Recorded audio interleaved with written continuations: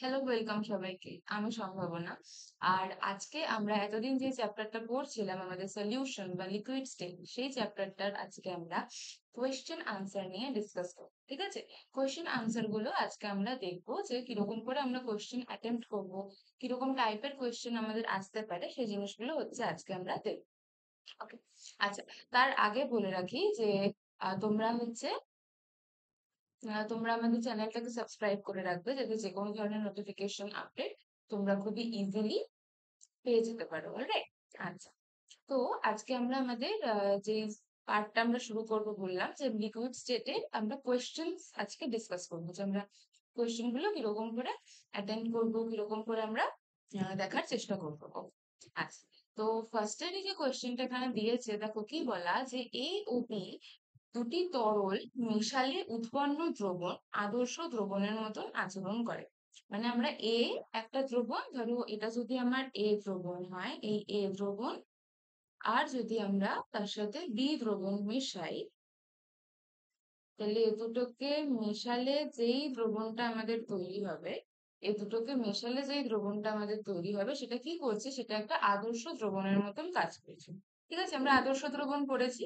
তো আদর্শ দ্রবণ কি করে? আদর্শ দ্রবণ রাউল্টের সূত্র আর হেনরির সূত্র কি করে, মেনে চলে, রাইট?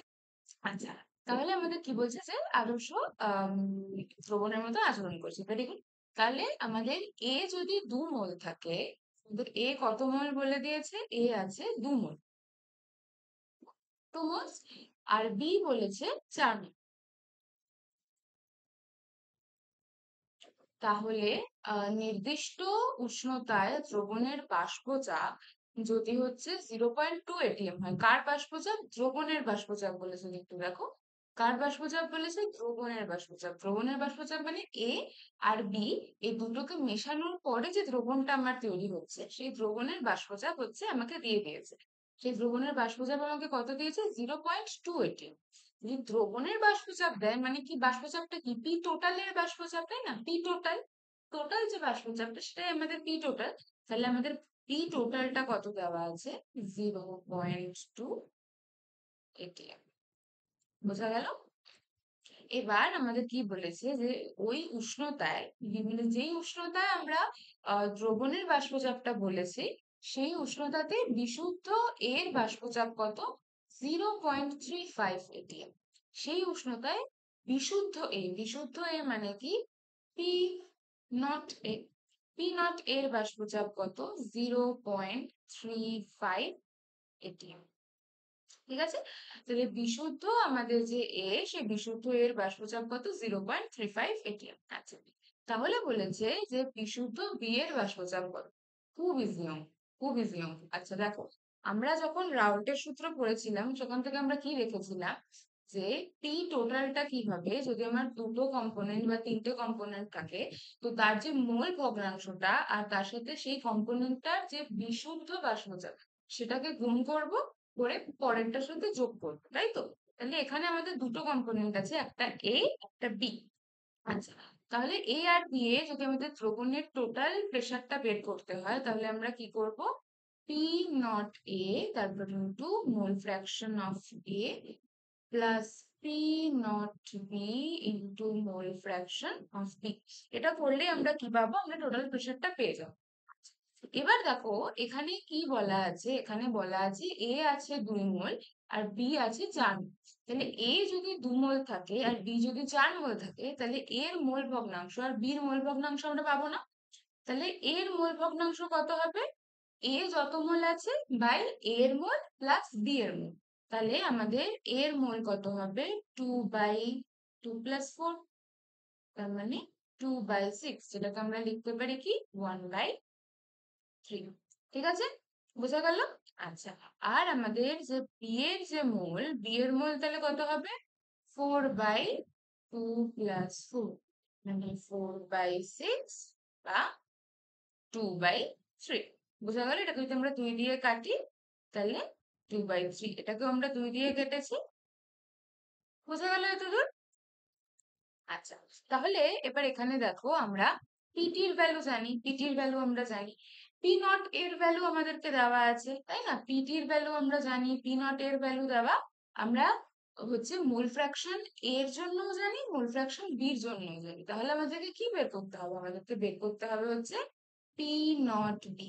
আমাদেরকে কি বের করতে হবে? আমাদেরকে বের করতে হবে হচ্ছে পি নট বি। এতদূর ক্লিয়ার? ওকে, আচ্ছা। তো পি টি যেটা, পিটির ভ্যালু আমাদের কত দেওয়া? পিটির ভ্যালু আমাদের দেওয়া হচ্ছে 0.2। পিটির ভ্যালু আমাদের দেওয়া 0.2। পি নট এ আমাদের কত বলে দিয়েছে? 0.35। আমাদের কত বলে দিয়েছে? 0.35। আর আমাদের এর মোল ফ্র্যাকশন আমরা কত পেলাম? 1/3। পি নট বিটা আমাদেরকে বের করতে হবে। আর বি এর মোল ফ্র্যাকশন কত? বি এর মোল ফ্র্যাকশন হচ্ছে 2/3। বোঝা গেল? এবার এখান থেকে ক্যালকুলেট করে আমাদের কি বের করতে হবে? আমাদের যে পি নট বিটা, আমাদেরকে পি নট বিটাকে বের করতে হবে। ঠিক আছে? তাহলে পি নট বি যদি আমরা বের করতে চাই, তাহলে পি নট বিটা আমাদের কি হবে? এই যে টোটাল জিনিসটা, এটা এখানে প্লাস হিসেবে আছে, এদিকে গেলে এটা কি হয়ে যাবে? মাইনাস হয়ে যাবে। বোঝা গেল? এদিকে গেলে এটা মাইনাস হয়ে যাবে। আর তার সাথে আমরা এটাকে ইকুয়েট করবো। যদি আমরা ইকুয়েট করি, তাহলে আমরা দেখি ইকুয়েট করে কত হয়। তোমরাও কিন্তু আমার সাথে সাথে ক্যালকুলেশন করবে। ঠিক আছে? বোঝা গেল? তোমরা কিন্তু মানে যেই কোয়েশ্চেনটা যখন হচ্ছে, তোমরা আগে একবার নিজেরা চেষ্টা করবে, একবার নিজেরা চেষ্টা করবে। যদি হয়ে গেল তো বেল এন্ড গুড, না হলে তো তোমরা দেখে নিতেই পারছো। আর যদি ধরো মনে হয় যে তাও দেখবে, অন্য কোনো প্রসেস যদি আমি করে থাকি সেটা দেখবে, তাহলেও চলবে। কিন্তু যেই অঙ্কগুলো আমি এখানে করবো, যেই কোয়েশ্চেন গুলো আমি এখানে করব, তোমাদের কিন্তু আমার সাথে সাথে করতে হবে। না হলে কিন্তু প্র্যাকটিস না করলে কিন্তু চলবে না। বোঝা গেল? আচ্ছা, তো যদি আমরা 0.35/3 যেটা, এই পোর্শনটাকে যদি আমরা ওদিকে নিয়ে যাই, তারপরে সেটার সাথে আমাদেরকে 3 মাল্টিপ্লাই করতে হবে, আর 2 দিয়ে সেটাকে ডিভাইড করতে হবে। তাহলে আমাদের আনসার কত আসছে? আনসার আসছে হলো 0.125। তাহলে আমাদের কি হলো? বিশুদ্ধ বিয়ের বাষ্পচাপ আমরা কত পেলাম? 0.125 এটি। বোঝা গেল? তাহলে আমরা বিশুদ্ধ বিয়ের বাষ্পচাপ কত পেলাম? 0.125 এটিএম। ক্লিয়ার? তাহলে আমরা নেক্সট কোয়েশ্চেনে আসি। আচ্ছা, বলেছে একটি অনুদ্বায়ী দ্রাবের 15 গ্রাম পরিমাণকে যদি 75 গ্রাম অ্যাসিটনে দ্রবীভূত করা হয়, তাহলে টেম্পারেচার বলে দিয়েছে 298 কেলভিন। উষ্ণতায় বিশুদ্ধ অ্যাসিটনের বাষ্পচাপ যদি 230 mmHg হয়, আর দ্রাবটির পারমাণবিক গুরুত্ব যদি 125 হয়, তাহলে দ্রবণের বাষ্পচাপ কত? আচ্ছা, আগের অঙ্কটার মতোই কিছুটা সিমিলার, একটা জায়গায় একটুখানি মানে অন্যরকম আছে। দেখো, দ্রাব কতটা বলে দিয়েছে? 15 গ্রাম। আর অ্যাসিটনের মধ্যে দ্রবীভূত করা আছে, মানে অ্যাসিটনটা আবার কি? দ্রাব। বোঝা গেল? এবার আমাদের বলেছে টেম্পারেচার তো দেওয়া আছে, ঠিক আছে। বিশুদ্ধ অ্যাসিটনের বাষ্পচাপ দেওয়া আছে 230 mmH, আর দ্রাবর পারমাণবিক গুরুত্ব দেওয়া আছে আমাদের 125। এরকম অঙ্কগুলো আমরা অ্যাটেন্ড করার সময় ফার্স্টে কি করবো? আমাদের কাছে কি কি ডেটা অ্যাভেলেবেল আছে, কি কি আমরা জানি, সেই জিনিসগুলো হচ্ছে আমরা একবার লিখে নেব। হুম। আচ্ছা, তাহলে আমাদের দ্রাব কতটা আছে? দ্রাব আছে হচ্ছে 15 গ্রাম। ঠিক আছে? 15 গ্রাম।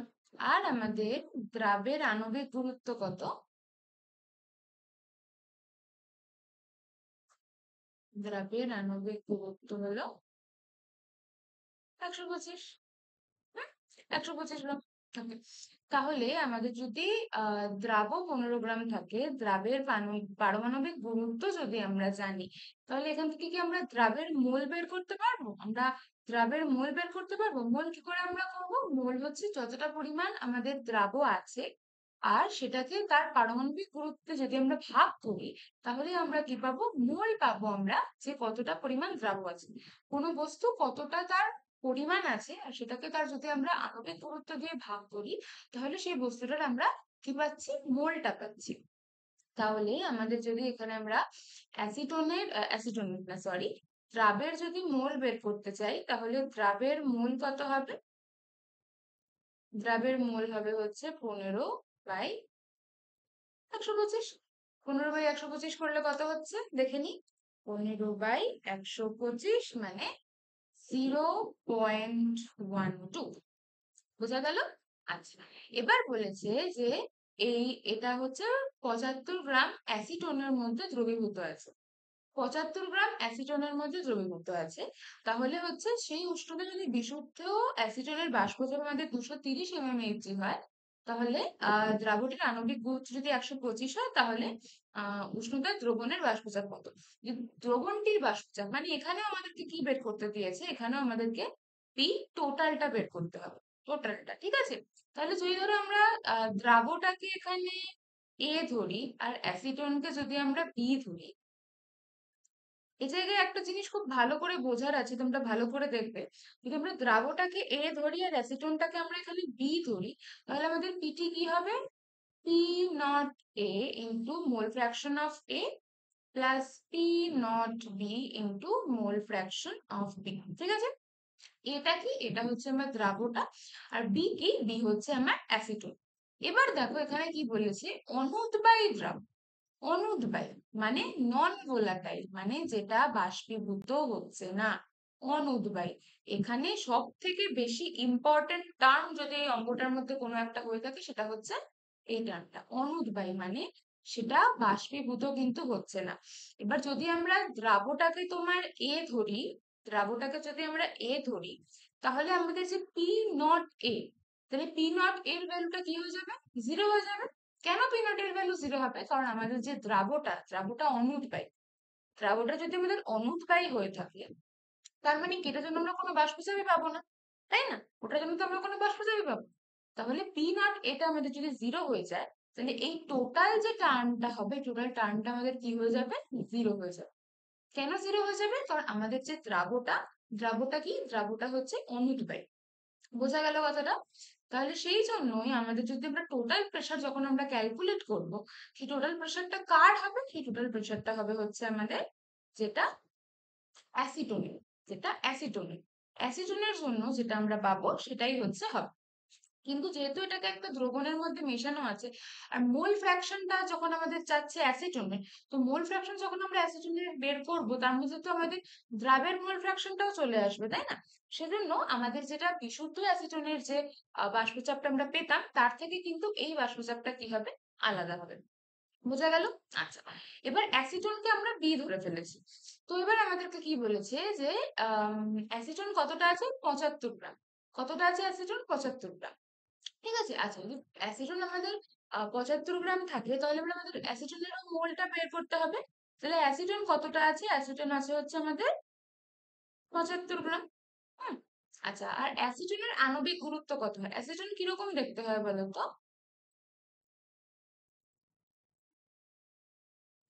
এরকম দেখতে হয় অ্যাসিটন। ঠিক আছে? এবার অ্যাসিটনের যদি পারমাণবিক গুরুত্ব আমরা বের করতে চাই, তাহলে আমরা কি করে করব?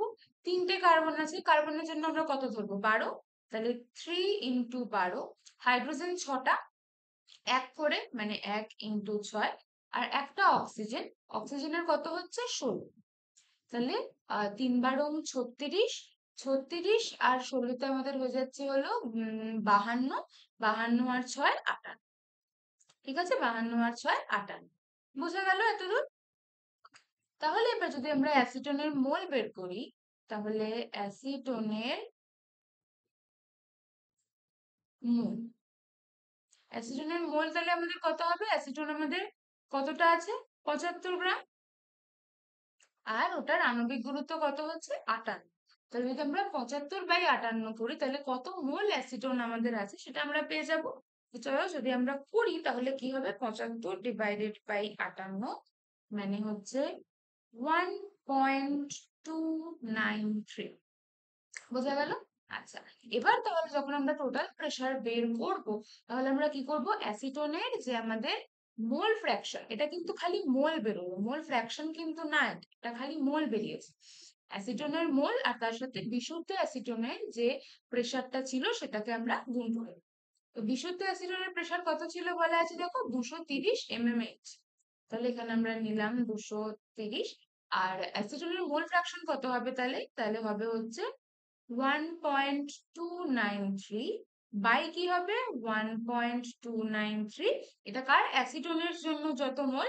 আর আমাদের দ্রাবণ মোলটাও তো নিতে হবে। দ্রাবণ মোল কত? 0.12। 66 লাগছে, যাই হোক 0.1।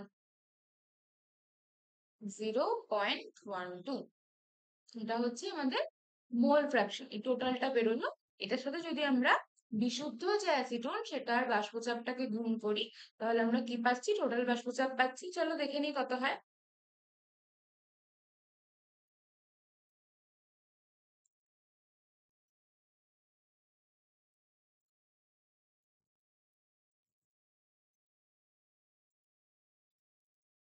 তাহলে এটার আমাদের আনসার আসছে 210.46।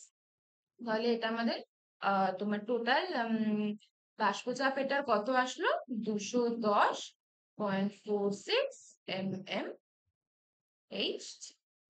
বোঝা গেল? নেক্সট কি বলেছে? 30°C উষ্ণতায় বিশুদ্ধ জলের বাষ্পচাপ 31.8 mm। 100 গ্রাম জলে কত গ্রাম ইউরিয়া, ইউরিয়ার দেখো আণবিক গুরুত্ব দেওয়া আছে 60, দ্রবীভূত করলে দ্রবণের বাষ্পচাপ 31.55 অফ Hg হবে। তো দেখো এই অঙ্কটাকে ফার্স্টে আমাদের বুঝতে হবে যে এটা কোন টাইপের অঙ্ক। কোন একটা অঙ্ক নিলে আমাদেরকে প্রথমে দেখতে হবে যে আমাদের কি কি ডেটা দেওয়া আছে আর আমাদের কি কি সেখান থেকে বের করতে হবে। ঠিক আছে? এখানে আমাদেরকে কি বলেছে যে একটা নির্দিষ্ট উষ্ণতায় জলের বাষ্পচাপ প্রথমে ছিল হচ্ছে 31.8 mmHg। এবার 100 গ্রাম জলে আমরা ইউরিয়া মেশালাম। আমাদের এখানে একটা ধরো এই আমাদের জল আছে। এবার এই জলের একটা নির্দিষ্ট বাষ্পচাপ আছে। এবার এই জলটার মধ্যে আমরা কিছুটা পরিমাণ ইউরিয়া মেশালাম। ইউরিয়া মেশানোর পরে যে বাষ্পচাপটা আমরা পেলাম সেই বাষ্পচাপটা কি হলো দেখো, এখানে 31.8 ছিল, এখানে 31.55 হয়ে গেছে। তার মানে কি আমাদের বাষ্পচাপটা কমে গেছে। এবার আমাদেরকে বের করতে হবে যে কত গ্রাম ইউরিয়া দেওয়ার জন্য আমাদের বাষ্পচাপটা কমে গেছে। তাহলে এটা কি টাইপের অঙ্ক? এটা হচ্ছে relative lowering of vapour pressure. মানে কি? যেটা আমাদের ভেপার প্রেশারটা কমে যাচ্ছে, আপেক্ষিক যে আমাদের ভেপার প্রেশারটা কমে যাচ্ছে, সেটাকে আমাকে এখানে বের করতে হবে আমাদের। বোঝা গেল? আচ্ছা, তাহলে প্রথমে যে প্রেশারটা ছিল সেটাকে আমরা কি পি নট বলতে পারি। প্রথমে প্রেশারটা কত ছিল? 31.8 mmHg। এটা কার? বিশুদ্ধ জলে। বিশুদ্ধ জলের জন্য আমরা পি নট দিচ্ছি। আচ্ছা, এবার ইউরিয়া মেশানোর পরে কতটা হলো? ইউরিয়া মেশানোর পরে আমাদের যে তোমার কি বলে বাষ্পচাপটা থাকে, সেই বাষ্পচাপটা কত থাকলো? 31.5। এবার রিলেটিভ লোয়ারিং অফ ভেপার প্রেশারের ফর্মুলা আমরা কি হয় জানি? যে P naught minus P by P naught equals to কি হয়? ইকুয়ালস টু হয় মোল ফ্র্যাকশন অফ সলিউট। মানে দ্রাবের মোল ফ্র্যাকশন। মোল ফ্র্যাকশন কার? দ্রাবের। এখানে দ্রাবটাকে ইউরিয়া। জলটা তো খালিই ছিল, জলের মধ্যে কাকে মেশানো হয়েছে? ইউরিয়া। তাহলে এখানে আমাদের দ্রাবটা কোনটা? দ্রাবটা হচ্ছে আমাদের ইউরিয়া। আচ্ছা, এবার ইউরিয়ার মোল ফ্র্যাকশন বের করতে গেলে আমরা কি করবো? ইউরিয়ার মোল সংখ্যা বাই জলের মোল সংখ্যা প্লাস ইউরিয়ার মোল সংখ্যা। ঠিক আছে? তাহলে আমরা এখানে ধরে নিই যে ধরি W গ্রাম ইউরিয়া দ্রবীভূত করা হয়েছে। বোঝা গেল? W গ্রাম ইউরিয়া দ্রবীভূত করা হয়েছে। ঠিক আছে? এবার নেক্সট পেজে করছি। আচ্ছা, এবার আমাদের তাহলে আমরা কি করলাম? পি নট মাইনাস পি, সেটাকে যদি যখন আমরা পি নট দিয়ে ভাগ করব তখন আমরা কি পাবো? রিলেটিভ যেটা লোয়ারিংটা পাবো। তো পি নট আমাদের কত আছে? পি নট আমাদের আছে হচ্ছে 31.8। আর পি পি কত আছে? 31.55। এটাকে আমরা কাকে দিয়ে ভাগ করবো? 31.8 দিয়ে, রাইট? এবার এটা ইকুয়ালস টু কি হবে? এটা ইকুয়ালস টু হবে হচ্ছে আমাদের যেটা দ্রাবের যে তোমার মোল ফ্র্যাকশনটা, মোল ভগ্নাংশ যেটা, সেটা। তো আমরা কি ধরলাম? ইউরিয়া W গ্রাম আছে। আর ইউরিয়ার আণবিক গুরুত্ব কত দেওয়া আছে দেখো? ইউরিয়ার আণবিক গুরুত্ব দেওয়া আছে 60। আমরা ধরে নিলাম যে ইউরিয়া যদি W গ্রাম দ্রবীভূত থাকে, সেটাকে যদি তার আণবিক গুরুত্ব দিয়ে আমরা ভাগ করি তাহলে আমরা কি পাচ্ছি? মোলটা পেয়ে যাচ্ছি, তাই না? তাহলে এটা হবে W/60। বাই কি হবে? বাই হবে হচ্ছে জলের মোল প্লাস কি হবে? ইউরিয়ার। তো ইউরিয়ার মোল কি হবে? W/60 না হবে। আর জল কতটা আছে? 100 গ্রাম। জলের আণবিক গুরুত্ব কত? জল কি হয়? H2 মানে 1 × 2 আর ওর জন্য 16। তাহলে জলের আণবিক গুরুত্ব হয় হচ্ছে 18। তাহলে আমরা কি করব? 100 গ্রাম জল আছে, 100 কে 18 দিয়ে ভাগ করে দেব। ভাগ করে দিলে আমরা কি পাবো? ভাগ করে দিলে আমরা জলের মোল ফ্র্যাকশনটা হচ্ছে এখান থেকে পেয়ে যাচ্ছি। এবার এখান থেকে আমরা জলের মোল ফ্র্যাকশন মানে জলের মোল পেয়ে যাচ্ছি। তাহলে যদি আমরা তোমার ইউরিয়ার মোল প্লাস জলের মোল দিয়ে ভাগ করি, তাহলে আমরা ইউরিয়ার কি পাচ্ছি? মোল ফ্র্যাকশন পাচ্ছি। এবার এখান থেকে ক্যালকুলেট করে আমাদেরকে কোনটা বের করতে হবে? এখান থেকে ক্যালকুলেট করে আমাদেরকে বের করতে হবে যে আমাদের কতটা গ্রাম কত গ্রাম পরিমাণ হচ্ছে আমাদের ইউরিয়া এখানে দেওয়া আছে। বোঝা গেল? তাহলে চলো আমরা ক্যালকুলেট করি। তাহলে এখানে কি আছে? 31.8 মাইনাস 31.55। এটাকে আমরা কাকে দিয়ে ভাগ করব? 31.8। তাহলে এটার ভ্যালু আমাদের কি আসছে? এটার ভ্যালু আসছে হলো 7.86 ইন্টু 10⁻³ বোঝা গেল? এবার এখানে আমাদের আছে হলো W/60। আচ্ছা, এবার এখানে যদি আমরা 60 আর 18-র মধ্যে লসাগু করি তাহলে কত হবে? 180। করে দেখবে 180 আসবে। আচ্ছা, এবার এখানে এটা হলো 60, তাহলে 3W প্লাস এখানে আমাদের আসছে 10 মানে 1000। সরি, তাহলে এখানে আমাদের কত আসছে? 1000 আসছে। আচ্ছা, তাহলে এবার এখান থেকে যদি এটাকে আমরা ইকুয়েশনটাকে উল্টে লিখি তাহলে কি হবে? W/60 into 180/3W plus 1000। বোঝা গেল এতদূর? এবার এতদূর বোঝা গেল? আচ্ছা, এবার এখানে 60 দিয়ে যদি আমরা 180-কে কাটি তাহলে আমাদের 3 হচ্ছে, তাই না? তাহলে এখানে আমরা কি পাচ্ছি যে 7.86 ইন্টু 10⁻³ ইকুয়ালস টু, এখানে আমাদের কি হচ্ছে? 3W/3W plus 1000।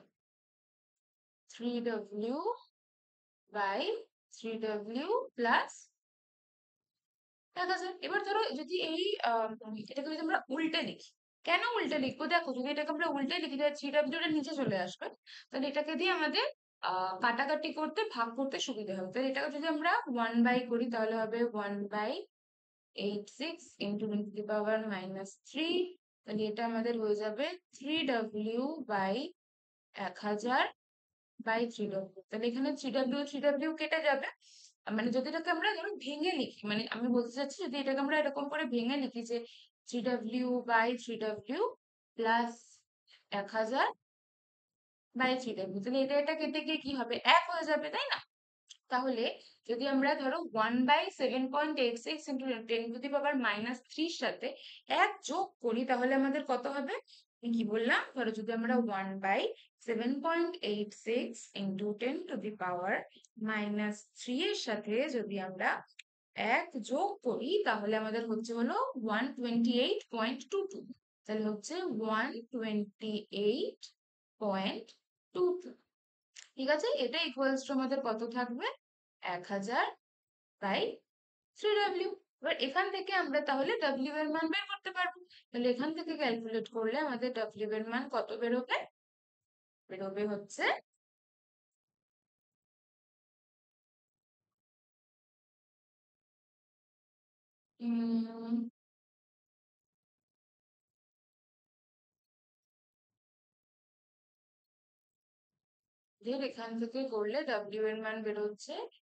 2.6।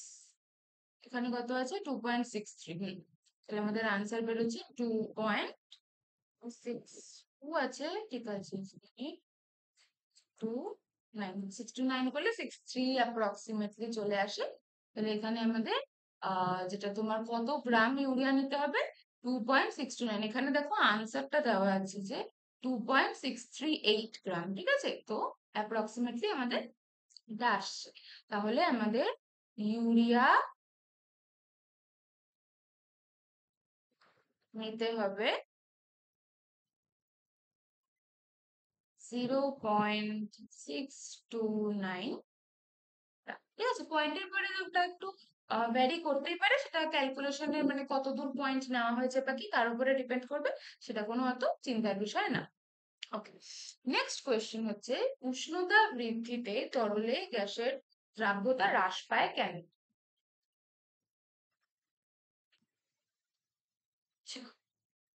কেন হ্রাস পায়? আচ্ছা, আমরা কি জানি যে ধরো যদি আমাদের এখানে হচ্ছে কোনো একটা তোমার তরল থাকে, এবার সেই তরলে যদি আমরা কোনো একটা গ্যাসকে দ্রবীভূত করতে চাই, ঠিক আছে, তাহলে আমরা সেখানে প্রেসারটা কমিয়ে দিয়ে আমরা হচ্ছে বা ধরো আরো যেরকম কন্ডিশন মেনটেন করতে হয় সেগুলো মেনটেন করে আমরা আহ গ্যাসটাকে হচ্ছে মানে গ্যাসটা কে আমরা দ্রাব্য করতে পারি কার মধ্যে, তরলের মধ্যে, ঠিক আছে। আচ্ছা, এবার আমাদের তরলের মধ্যে যখন গ্যাসটা হচ্ছে দ্রবীভূত অবস্থায় আছে, তখন কি আছে, তরলের কণা আর গ্যাসের কণার মধ্যে কি আছে, একটা আকর্ষণ বল কাজ করছে, তাই না? তরলের কণা আর গ্যাসের কণার মধ্যে যদি আকর্ষণ বল কাজ না করে, তাহলে তো গ্যাসটা দ্রবীভূত হতে পারবে না। এবার আমরা কি জানি যে উষ্ণতা যদি বৃদ্ধি পায়, উষ্ণতা বৃদ্ধি পেলে কি হয়, উষ্ণতা বৃদ্ধি পেলে হচ্ছে আমাদের যে কণাগুলোর গতিশক্তি কি পাবে, বৃদ্ধি পাবে। যদি উষ্ণতা বৃদ্ধি পায় তাহলে কণাগুলোর গতিশক্তি বৃদ্ধি পাবে, কণার গতিশক্তি বৃদ্ধি পেলে কণাগুলো তো এদিক ওদিক ছোটাছুটি করবে, এদিক ওদিক ছোটাছুটি করবে, তাই না? আর যদি কণাগুলো আমার এদিক ওদিক ছোটাছুটি করে তাহলে কি হবে, আমাদের তরলের কণা আর গ্যাসের কণার মধ্যে যে একটা আকর্ষণ বল তৈরি হয়েছিল, সে আকর্ষণ বলটা কি হবে, ভেঙে যাবে, তাই না? যে আকর্ষণ বলটা আমাদের তরল আর গ্যাসের কণার মধ্যে তৈরি হয়েছিল, সেই আকর্ষণ বলটা ভেঙে যাবে। সেই আকর্ষণ বলটা মানে ভেঙে যাবে ইন দ্য সেন্স যে আকর্ষণ বলটা কমে কমে, যদি আকর্ষণ বল কমে আসে, কিছু জায়গায় ধরো ভেঙেও গেল, তাহলে কি হবে যে যেই যতটা পরিমাণ গ্যাস হচ্ছে বা দ্রবীভূত ছিল তরলটার মধ্যে, সেটা কি হবে, উবে যাবে, সেটা উঠে যাবে, বেরিয়ে যাবে। সেই জন্য উষ্ণতা বৃদ্ধি করলে যেহেতু হচ্ছে আমাদের যে কণাগুলোর তোমার মুভমেন্টটা বেড়ে যায়, কণাগুলো যেহেতু গতিশক্তিটা বৃদ্ধি পায়, সেই জন্য হচ্ছে ওদের আকর্ষণ বলটা কমে আসে। আর তার জন্য কি হচ্ছে, তার জন্য যে গ্যাসের দ্রাব্যতাটা, সেই দ্রাব্যতাটা হচ্ছে কমে যাচ্ছে। বোঝা গেল কথাটা? এটা হচ্ছে ফার্স্ট একটা কারণ। তো আমরা কি বললাম, ফার্স্ট কারণ আমরা কি বললাম, আমরা লিখি এখানে, উষ্ণতা বৃদ্ধির ফলে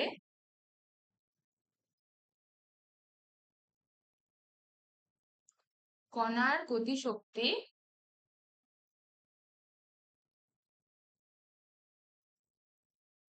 বৃদ্ধি পায়।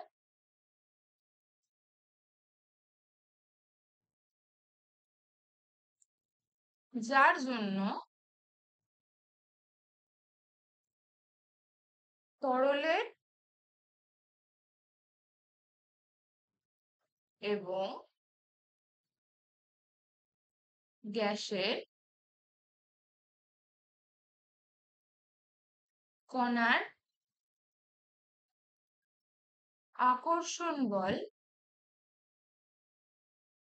মানে গ্যাসের কণা আর তরলের কণার মধ্যের হবে এখানে, মধ্যে আকর্ষণ বল কমেছে। এবার আকর্ষণ বল কমে গেলে কি হবে, দ্রাব্যতাটা হ্রাস পেয়ে যাবে। আচ্ছা, আরেকটা যেটা কারণ হয় সেটা কি, সেটা হচ্ছে যে যখন তরলের মধ্যে কোনো গ্যাস দ্রবীভূত হচ্ছে, তরলের মধ্যে গ্যাস দ্রবীভূত হওয়ার যে প্রক্রিয়াটা, সেটা হচ্ছে এক্সোথার্মিক। সেটা কি, সেটা এক্সোথার্মিক। হুম, এবার আমরা লাসাতেলিয়ারের প্রিন্সিপাল পড়েছি, আমরা 11-এ পড়েছি লাসাতেলিয়ারের প্রিন্সিপাল। তো সেখানে আমরা কি দেখেছি, যদি কোনো একটা ধরো এক্সোথার্মিক একটা কোনো বিক্রিয়া হয়, কোনো একটা বিক্রিয়া ধরো আমি বলছি যে এ থেকে বি প্লাস সি পাচ্ছি, আর এই বিক্রিয়াটা কি এক্সোথার্মিক, এক্সোথার্মিক, ঠিক আছে। এবার এই বিক্রিয়াটা ধরো একটা এক্সোথার্মিক বিক্রিয়া। এবার এই বিক্রিয়াটা যদি এক্সোথার্মিক হয়, তাহলে যদি এখানে আমরা তাপ দিই, এবার এক্সোথার্মিক বিক্রিয়া প্রথমেই হচ্ছে তাপ উৎপাদন হচ্ছে, তাপ উৎপন্ন হচ্ছে। এবার যদি সেখানে আমি বাইরে থেকে তাপ দিই, তাহলে সিস্টেমটা কি চাবে, এমন একটা ভাবে নিজেকে রাখতে চাবে যাতে তাপমাত্রাটা খুব বেশি পরিমাণে না বাড়ে, তাই না? সেজন্য তখন কি হবে, তখন বিপরীত যে বিক্রিয়াটা, বিপরীত বিক্রিয়ার হারটা হচ্ছে বেড়ে যাবে। এবার আমাদের যখন তরলের মধ্যে গ্যাস দ্রবীভূত হচ্ছে, সেই বিক্রিয়াটা হচ্ছে একটা তোমার এক্সোথার্মিক বিক্রিয়া। এবার সেখানে যখন আমি বাইরে থেকে তাপমাত্রা বৃদ্ধি করছি, তখন কি হচ্ছে যে রিভার্সিবল রিয়াকশনটা হচ্ছে, বিপরীত বিক্রিয়ার হারটা কি হচ্ছে, বেড়ে যাচ্ছে। যার জন্য আমার কি হচ্ছে, যে গ্যাসটা যে দ্রবীভূত হচ্ছে আমাদের তরলটার মধ্যে, সেটার হারটা কি হচ্ছে, কমে যাচ্ছে। বোঝা গেল কথাটা? ওকে, তাহলে এটাই হচ্ছে দুটো কারণ। এবার বলেছে দুটো আদর্শ আর দুটো অনাদর্শ দ্রবণের উদাহরণ দাও। খুব ইজি, খুব ইজি, রাইট? আচ্ছা, তাহলে আদর্শ দ্রবণের উদাহরণ কি হবে? আদর্শ দ্রবণের উদাহরণ কি হবে? আমরা সবাই জানি বেনজিন টলুইন, রাইট? কি হবে? Benzene plus toluene.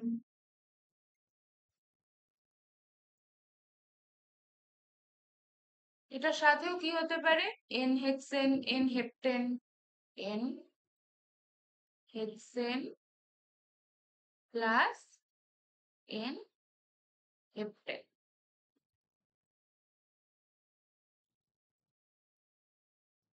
ঠিক আছে, এটার সাথে আর কি হতে পারে? Ethyl bromide, ethyl iodide.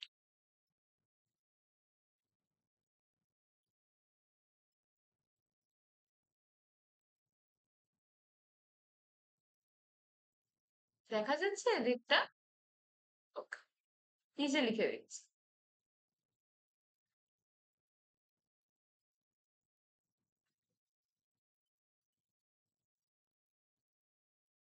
ঠিক আছে, বোঝা গেল? এগুলো হচ্ছে আমাদের যে আদর্শ দ্রবণ, সেই আদর্শ দ্রবণের উদাহরণ। আচ্ছা, এবার বলেছে অনাদর্শ দ্রবণ নিয়ে।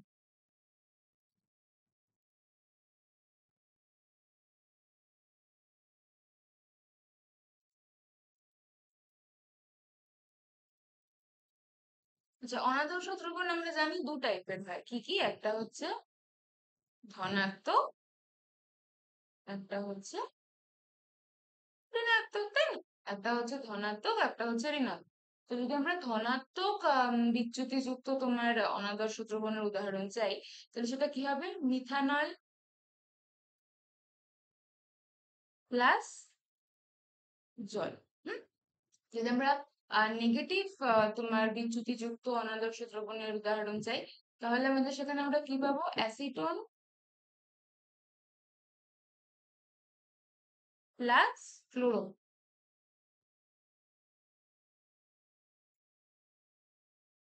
বা ধরো আমরা পেতে পারি মিথানল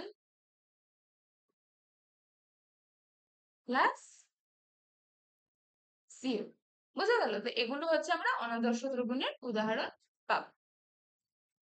নেক্সট কি বলছে, যে 250 গ্রাম বেনজিনে একটি অনুদ্বায়ী তড়িৎ অবিশ্লেষ্য দ্রাবের, মানে অনুদ্বায়ী তড়িৎ অনুদ্বায়ী তার মানে কি, সেটার কোনো আমরা ভেপার প্রসার পাবো না। আর তড়িৎ অবিশ্লেষ্য মানে ব্যান্ড অফ ফ্যাক্টরের কোনো কথাও এখানে আসবে না।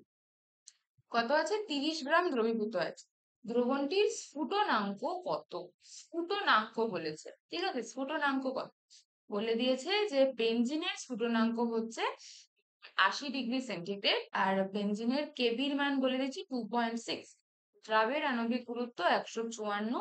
তাহলে আমাদেরকে বের করতে হবে যে দ্রবণটির স্ফুটনাঙ্ক কত। আমাদের খালি বেনজিন ছিল, সেই বেনজিনের মধ্যে আমি হচ্ছে 30 গ্রাম এমন একটা তড়িৎ অবিশ্লেষ্য তড়িৎ অনুদ্বায়ী একটা পদার্থ মেশালাম, যার জন্য আমাদের কি হলো, যে সেটা তো নিজে তো তোমার অনুদ্বায়ী, কিন্তু সেটা কি করছে, যে আমাদের যে বেনজিনটা, সেই বেনজিনটার স্ফুটনাঙ্কটাকে বাড়িয়ে দিচ্ছে।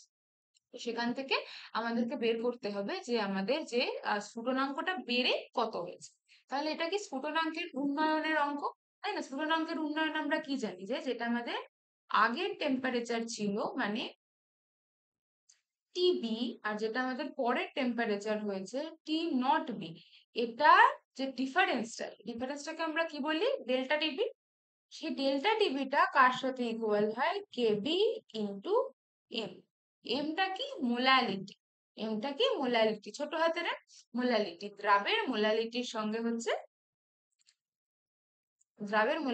সাথে আমরা যখন কেবিটাকে গুণ করছি, সেটাকে গুণ করলে আমরা কি পাচ্ছি? আমরা ডেল্টা টিভিটা পাচ্ছি। বোঝা গেল?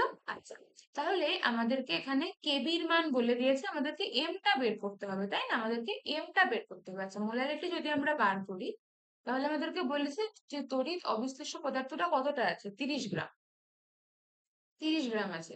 আর তার পারমাণবিক গুরুত্ব কত, 154, রাইট?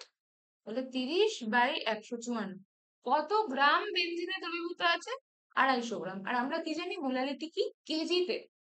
দ্রাবকটা কত কেজি আছে সেটাতে আমাদেরকে বের করতে হয়। তাহলে 250 গ্রাম মানে কত কেজি, 250/1000, তাই না? তাহলে এখান থেকে আমরা কি করে বের করব, 30/154 ইন্টু 1000/250। এটা কাটলে কত হবে, 4 হবে। তাহলে আমরা এখন হিসাব করে দেখি কত হচ্ছে।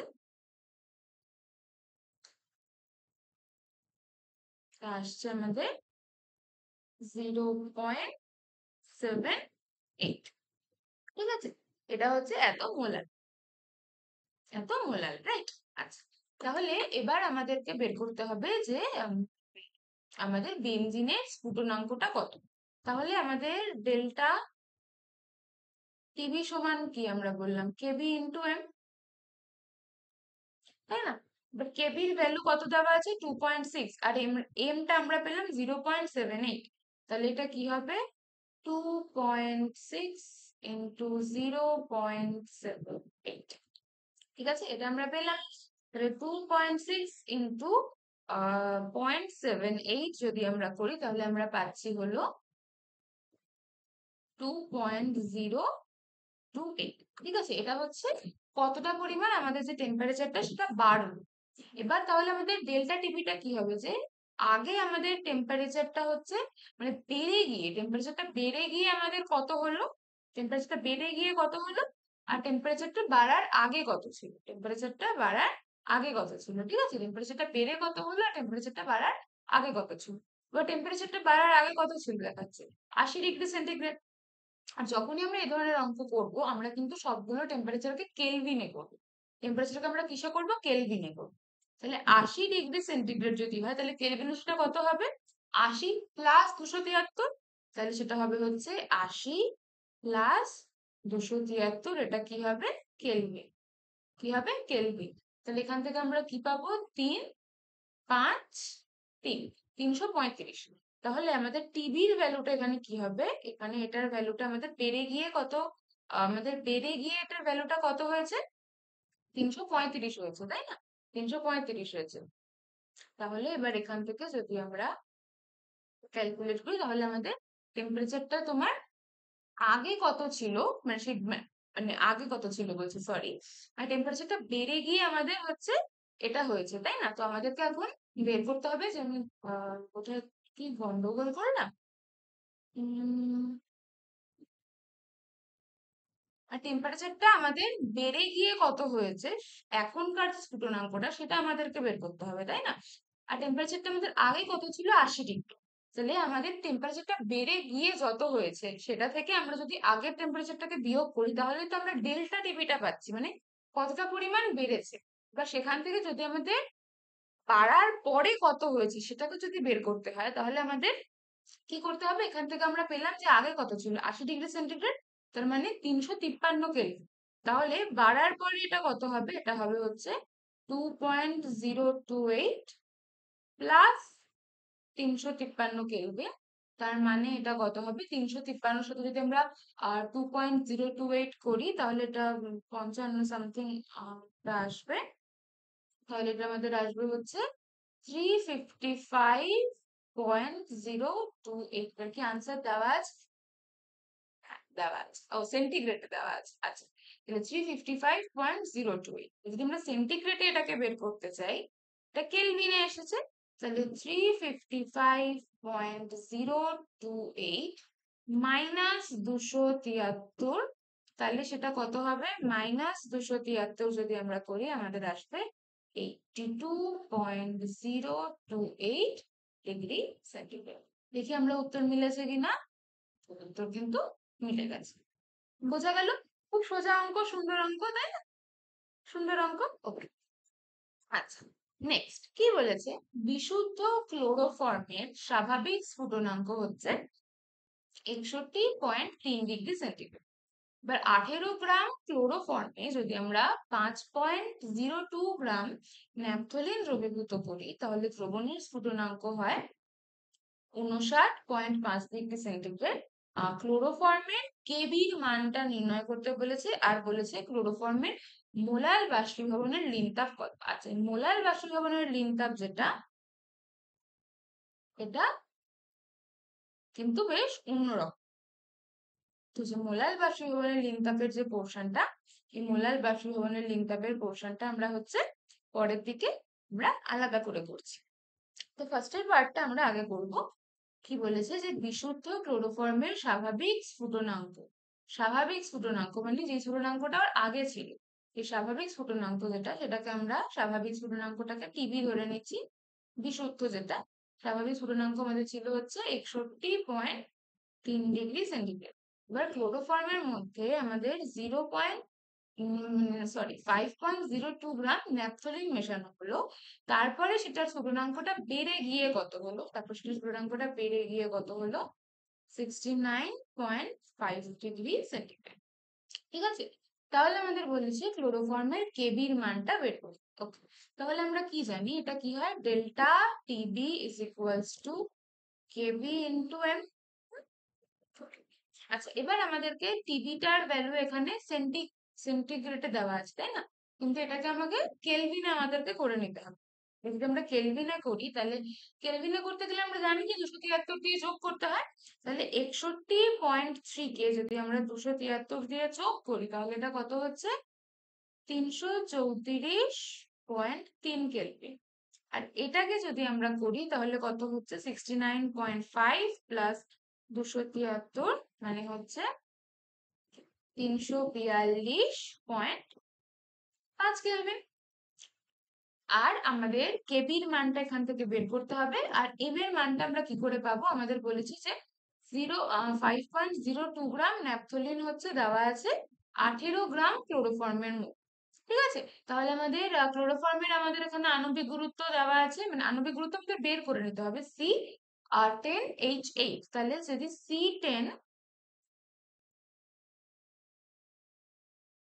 C10H8, তার মানে কি, 12 × 10, একটা কার্বনের জন্য 12, 10টার জন্য 12 × 10 প্লাস 1 × 8 মানে 128। ঠিক আছে, এবার ডেল্টা টিভিটা আমাদের কত আছে, বেড়ে গিয়ে কত হয়েছে, 342.5। তাহলে বেড়ে গিয়ে কত হয়েছে, 342.5। আগে ছিল 334.3। কেবির ভ্যালু আমরা বের করব। আর এম এর ভ্যালু আমাদের তাহলে কত গ্রাম আছে, 5.02 ডিভাইডেড বাই 128। কত গ্রাম ক্লোরোফর্মে, 18, সেটাকে আমরা কি দিয়ে ভাগ করব, 1000 দিয়ে ভাগ করব। এটা ইকুয়ালস টু করে দিয়েছি, সরি, এটা এখানে ইকুয়ালস টু তো হবে না, এটা কি হবে, ইনটু হবে। এটা কি হবে, ইনটু হবে। তাহলে এখান থেকে আমাদেরকে কেবির ভ্যালুটা বের করতে হবে। তো যদি আমরা 342.5 থেকে 334.3 বিয়োগ করি, তাহলে কত হবে, 342.5 মাইনাস 334.3, তার মানে আসছে 8.2। তাহলে আমাদের 8.2 ইকুয়ালস টু কি হচ্ছে, কেবি ইন্টু, এখান থেকে আমরা কি পাচ্ছি, 5.02/128, 5.02/128 ইন্টু 1000/18। তাহলে এটা কে যদি আমরা এটা দিয়ে গুণ করি, তাহলে আমরা কেবির ভ্যালুটা পাবো। তাহলে আমরা দেখি আমাদের কেবির ভ্যালু কত আসছে, তাহলে আমরা করে নিই।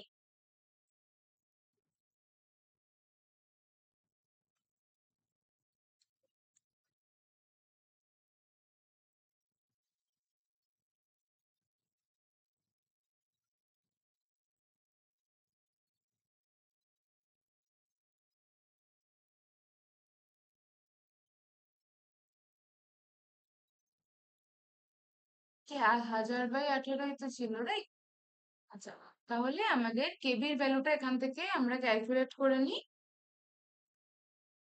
কেবির ভ্যালু আসছে 3.76। ঠিক আছে, তাহলে কেবির ভ্যালুটা আমাদের কত আসছে, 3.76। আচ্ছা, এবার আমাদের কেভির ভ্যালু বের করতে বলেছিল, কেভির ভ্যালু আমরা পেয়ে গেছি, ঠিক আছে। এবার আমাদেরকে কি করতে হবে, যে ক্লোরোফর্মের মোলাল বাষ্পীভবনের লিনটা, মোলাল বাষ্পীভবনের লিনটা এটা আমাদেরকে হচ্ছে বের করতে। আচ্ছা, মোলাল বাষ্পীভবনের লিনতাপ যদি আমাদেরকে বের করতে বলে, তো মোলাল বাষ্পীভবনের লিনতাপ আমরা কি করে বের করব? আচ্ছা, প্রথম কথা হচ্ছে মোলাল বাষ্পীভবনের লিনতাপ আমরা কাকে বলছি? মানে ধরো যে যতটা আম, কিছুটা পরিমাণ, যতটা পরিমাণ হচ্ছে আমাদের বিশুদ্ধ যে আমাদের দ্রবণটা আছে, তাই না? যে বিশুদ্ধ আমাদের যে দ্রবণ বলছে, সরি, বিশুদ্ধ যে আমাদের দ্রাবকটা আছে, ক্লোরোফর্মটা এখানে আমাদের দ্রাবক। তো বিশুদ্ধ দ্রাবকের যেটা আমাদের বাষ্পীভবনের লিন তাপ, বিশুদ্ধ দ্রাবকের যে বাষ্পীভবনের লিন তাপ, সেটাকে আমরা কি বলি, সেটাকে আমাদের ডিনোট করা হয় হচ্ছে এলভি দিয়ে। এলভি, এলভিটা কি? এলভি হচ্ছে বিশুদ্ধ দ্রাবকের বাষ্পীভবনের লিন।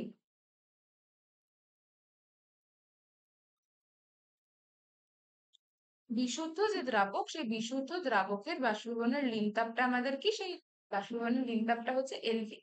এবার এই এলভিটাকে যখন আমরা যেই দ্রাবকের যে দ্রাবকটার আমরা বের করতে চাচ্ছি, মোলাল হচ্ছে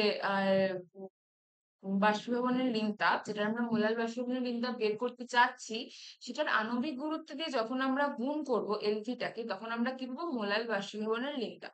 মানে মোলাল বাষ্পীভবনের লিনতাপটা কি হচ্ছে? বিশুদ্ধ দ্রাবকের বাষ্পীভবনের লিনতাপ যতটা পরিমাণ আমাদের তোমার সেটা দ্রাবকটার আণবিক গুরুত্ব সাথে যখন সেটাকে আমরা গুণ করছি, তখন আমরা কি পাচ্ছি? আমরা পাচ্ছি হচ্ছে মোলাল বাষ্পীভবনের লিনতাপ। ঠিক আছে, বোঝা গেল কথাটা? আচ্ছা, এবার এলভিটার মানটা তাহলে আমরা কি করে পাবো? কেবির যে মান, সেই কেবির মান বের করার একটা ফর্মুলা আছে। কেবির মান বের করার একটা ফর্মুলা, সেই ফর্মুলাটা কি? সেটা হচ্ছে আর। আর কি? আর হচ্ছে আমাদের ইউনিভার্সাল যে গ্যাস কনস্ট্যান্ট, তাই না? সেটাকে আমরা আর দিয়ে বলি। আর তার সাথে যে বিশুদ্ধ আমাদের যে দ্রাবকটা, সেই দ্রাবকটার তোমার বাষ্পীভবনের যে জন্য যে মানে স্ফুটনাঙ্কটা যেটা, সেই স্ফুটনাঙ্কর স্কোয়ার বাই 1000 ইন্টু এফ। এইভাবে করে আমরা কি বের করতে পারি? আমরা কেবির ভ্যালুটাকে বের করব। কিন্তু এখানে আমাদের কি লাগবে? এলভি লাগবে। কেভির ভ্যালু আমরা অলরেডি এখান থেকে বের করেছি। আমরা আর এর ভ্যালু জানি, টিভির ভ্যালু জানি, আর 1000 দিয়ে সেটা যদি আমরা ভাগ করি, তাহলে আমরা এলভির ভ্যালুটা পেতে পারি। তাহলে এলভি আমাদের কত হবে? আর into TV whole square by 1000 into LV. এলভিটা, এলভি বলছি, সরি, ইন্টু কেভি। ঠিক আছে। এবার আমাদের যদি আমরা তোমার আমরা কত পাবো, যদি আমরা সেটাকে তোমাদের এসআই ইউনিটে বলি, তাহলে এটা হবে হচ্ছে 8.314 জুল পার কেলভিন মোল। কিন্তু আমরা এখানে আমরা পুরোটার ইউনিট লিখছি না, আমরা খালি হচ্ছে করব। তাহলে এখানে আমাদের আর এর ভ্যালু আমরা লিখলাম 8.314। টিভিটাকে আমি কি বললাম? টিভিটা হচ্ছে আমাদের যেটা বিশুদ্ধ অবস্থায় যে ক্লোরোফর্মটা ছিল, তার যে বাষ্পচাপটা। তাহলে স্বাভাবিক অবস্থায় ক্লোরোফর্মের স্ফুটনাঙ্ক হচ্ছে 61.3 ডিগ্রি সেন্টিগ্রেড। তার মানে কত? 334.3 কেলভিন। তাহলে ইন্টু 334.3 তার হোল স্কোয়ার বাই হচ্ছে আমাদের 1000 ইন্টু কেবি। কেবির ভ্যালু কত আছে? 3.76 টু 3.76। চলো করে দেখো এটার আনসার কত আসছে।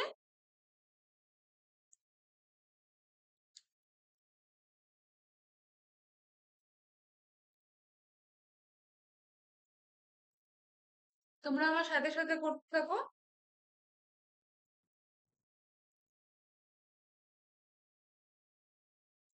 তো এটার ভ্যালু আমরা কত পেলাম?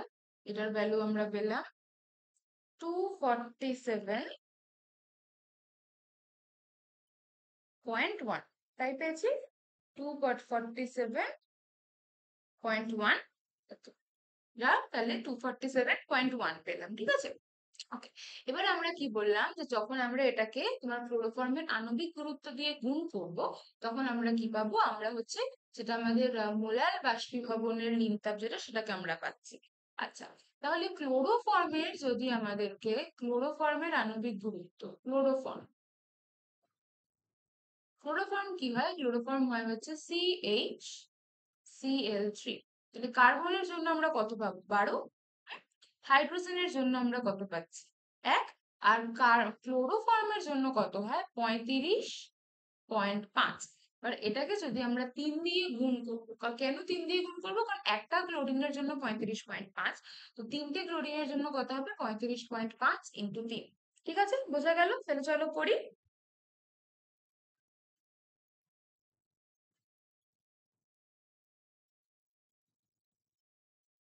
তাহলে এটার আণবিক গুরুত্ব আসবে হচ্ছে আমাদের 119.5। আচ্ছা, এবার এখানে একটা জিনিস দেখো, এখানে এই যে এটাকে আমরা পেয়েছি এলভিটা, এই এলভিটা আমরা যেটা পেয়েছি না 247.1, এই 247.1 যেটা আমরা পেয়েছি, এটার তোমার ইউনিটটা কিসে হয় বলো তো? এটা হয় হচ্ছে তোমার জুল পার কেজি। কিন্তু আমরা আণবিক গুরুত্বটা যেটা পাচ্ছি, এটা আমরা কিসে পাচ্ছি? গ্রামে পাচ্ছি। এবার যদি আমরা এখানে কেজিতে থাকে, এটাকে যদি আমাদের গ্রামে থাকে, তাহলে কি সেখান থেকে এ দুটোকে আমরা গুণ করতে পারবো না? এটাকে আমরা একই ইউনিটে আমাদেরকে এটাকে আনতে হবে। তো এটাকে একই ইউনিটে আনতে গেলে আমাদেরকে কি করতে হবে? এটাকে 1000 দিয়ে ভাগ করতে হবে। এটা আমাদের কিসে আছে? গ্রামে আছে। এটাকে কেজিতে করতে গেলে কি করতে হবে? 100 দিয়ে, 100 দিয়ে বলছি, সরি, 1000 দিয়ে ভাগ করতে হবে, তাই না? যদি এটাকে আমরা 1000 দিয়ে ভাগ করি, 1000 দিয়ে ভাগ করলে আমরা কি করতে পারবো? 1000 দিয়ে ভাগ করলেই আমরা বলতে পারবো যে এটা আমাদের তখন ইসেতে চলে এসেছে, কেজিতে চলে এসেছে। তাই 1000 দিয়ে ভাগ করলে কত হবে? 0.1195 কেজি। আচ্ছা, এবার তাহলে আমাদের যেটা বের করার ছিল, আমাদের কি বের করার ছিল? ক্লোরোফর্মের মোলার বাষ্পীভবনের লিনটা। তাহলে ক্লোরোফর্মের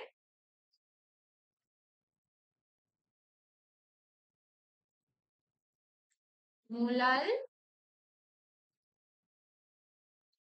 বাষ্পীভবনের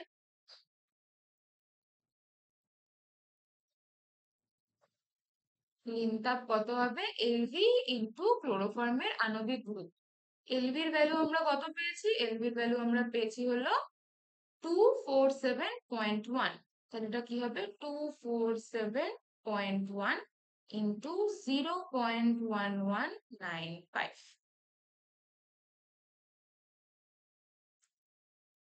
তাহলে এটার ভ্যালু আমরা কত পেলাম?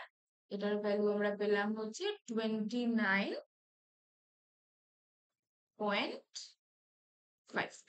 তাহলে ক্লোরোফর্মের মোলার বাষ্পীভবনের লিনতাপ কত হলো আমাদের? 29.5। তাহলে আমরা দেখে নিই আমাদের আনসার মিলে গেছে কিনা। আমরা কিন্তু কোনোটার ক্ষেত্রে ইউনিট এখনো দিইনি। তাহলে এখানে আমাদের কত এসেছিল? আমাদের 3.56 বোধহয় আমাদের এসেছিল না? কোথায় গেল? 3.76। এখানে কত আছে? 3.76। ওকে, এখানে তাহলে আমাদের ইউনিটটাও পরে আমাদের দিয়ে নিতে হবে। যে এখানে তাহলে আমরা লিখি যে, তাহলে কেবির ভ্যালুটা আমরা পেলাম হচ্ছে 3.76। আর এখানে আমাদের যেটা মোলার বাষ্পীভবনের লিক, তার সেটা আমাদের কত এলো? 29.53 কেজি পার মোল। এখানে ইউনিটটা দিয়ে দিচ্ছি, কেজি, কেজি হবে না, সরি, এটা হবে কেলভিন ইনটু জুল, কেজি হবে না। যে ওখানে আনসারে কেজি দেওয়া থাকে তাহলে কিন্তু ভুল আছে।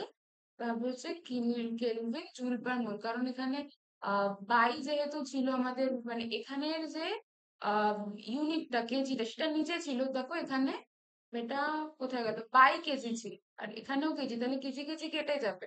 এখানে টেম্পারেচার দিয়ে গুণ করা হচ্ছে জন্য কেলভিন, আর পার মোল হয়ে যাবে। দেখি এখানে কি দেওয়া আছে। ঠিক আছে, ওকে, হলো তাহলে এটা। ঠিক আছে, নেক্সট কোয়েশ্চেন। নেক্সট কি বলছে? এ ও বি মৌলের সমন্বয়ে গঠিত দুটি যৌগ হচ্ছে AB2 আর AB3। তাহলে 25 গ্রাম বেনজিনে যদি 1 গ্রাম AB2 দ্রবীভূত করলে উৎপন্ন দ্রবণের হিমাঙ্কের অবনমন ঘটে 1.6 ডিগ্রি সেন্টিগ্রেড। তাহলে অন্যদিকে যদি আমরা 25 গ্রাম বেনজিনে 1 গ্রাম এ বি থ্রি দ্রবীভূত করি তাহলে উৎপন্ন দ্রবণের হিমাঙ্ক অবনমন ঘটে হচ্ছে 1.25 ডিগ্রি সেন্টিগ্রেড। তাহলে যদি আমাদের কে এফ এর ভ্যালু 5.1 হয় তবে এ আর বি এর পারমাণবিক গুরুত্ব কত? ওকে, তো ফার্স্টে আমরা কিসের জন্য করছি? আমরা এ বি টুর জন্য করছি। আচ্ছা, তো কি হয়েছে যে 25 গ্রাম বেনজিনে আমাদের 1 গ্রাম এ বি টু দ্রবীভূত করা আছে। তাহলে আমরা ধরলাম কি যে A B two AB two আছে হচ্ছে, এটা ধরার কিছু নেই, এবি টু আছে হচ্ছে আমাদের 1 গ্রাম। আর আমরা ধরে নিলাম যে এবি টুর পারমাণবিক গুরুত্ব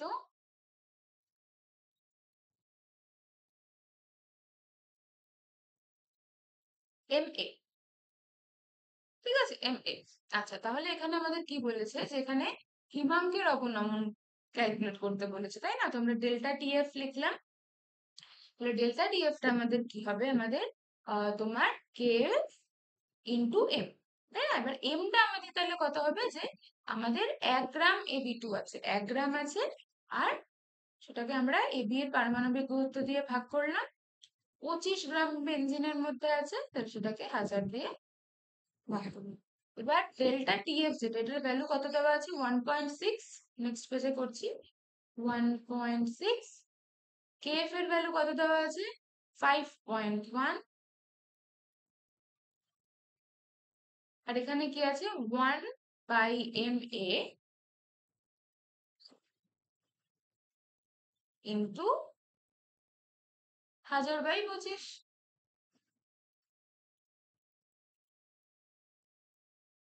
তাহলে আমাদের এম এর ভ্যালু কত বেরোবে? এম এর ভ্যালু আমাদের বেরোবে হচ্ছে 5.1 ইন্টু 1000/25 ইন্টু 1.6। তাহলে কত আসছে? 0.1 ইন্টু 1000/25 ইন্টু 1.6। তাহলে এটা আমাদের আসলো হচ্ছে 127.5।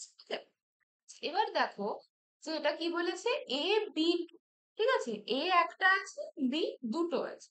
তাহলে আমরা কি বলতে পারি যে যদি এ বি টু হয়, তাহলে এটা থেকে আমরা এটা এটা কি লেখা যায় এখান থেকে যে A plus two B is equals to 127.5। মানে এ আর বি এর যে তোমার টোটাল যেটা আণবিক গুরুত্বটা, সেটা তো যোগ করে নিয়েই হচ্ছে 127.5 হবে, তাই না? তো এটাকে আমরা এটার সাথে সমান বলতেই পারি। বোঝা গেল? ওকে, আচ্ছা, 1 মিনিট দাঁড়াও।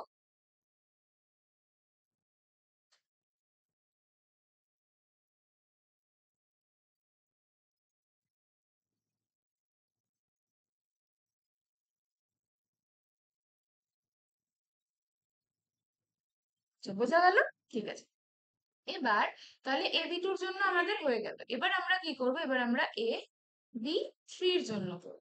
সেম এ বি থ্রির জন্য আমরা সেম ভাবে করব। এ বি থ্রি, আচ্ছা, এ বি থ্রি কি বলেছে? 1 গ্রামই দ্রবীভূত করা আছে, কিন্তু এক্ষেত্রে আমাদের ডেল্টা টিএফ এর মানটা কত? 1.25।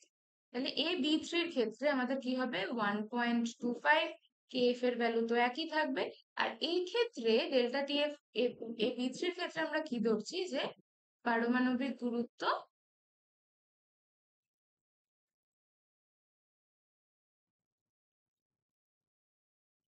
M B. ঠিক আছে, আচ্ছা, তাহলে এটা 1/MB বোঝা যাচ্ছে নিশ্চয়ই, ইন্টু 1000/25। তাহলে এমবি এর ভ্যালুটা আমাদেরকে এখান থেকে বের করতে হবে। তো এমবি এর ভ্যালু আমাদের কত আসবে? এমবি এর ভ্যালু আমাদের আসবে হচ্ছে 5.1 ইন্টু 1000 ডিভাইডেড বাই 25 ইন্টু 1.25। এটার ভ্যালু আমাদের আসছে হলো 163.2। ঠিক আছে, 163.2। এবার এখানে এ বি থ্রির ক্ষেত্রে এ আছে একটা আর বি আছে তিনটে। আর এই যে চারটে কম্পোনেন্ট আমরা পেলাম, এই চারটের যোগফল হিসেবে আমরা কত পাচ্ছি? 163.5, 163.2, সরি। তাহলে এখান থেকে আমরা কি লিখতে পারবো? যে A plus 3b is equals to 163.2। আচ্ছা, এবার এখান থেকে দেখো আমরা দুটো ইকুয়েশন পেলাম। এটা আমাদের 1 নাম্বার ইকুয়েশন,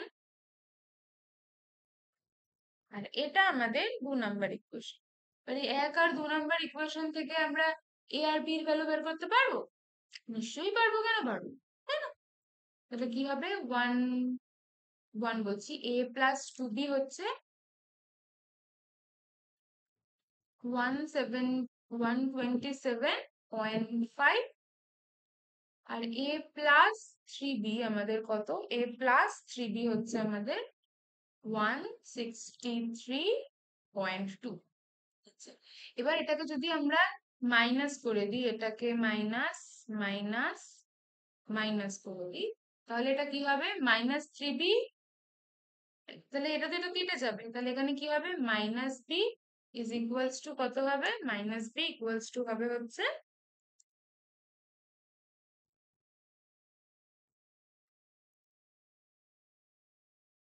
এটা বিয়োগ করে দিলে -35.7, মাইনাস মাইনাস কেটে গেল, তাহলে বি এর পারমাণবিক গুরুত্ব কত বেরোলো, 35.7।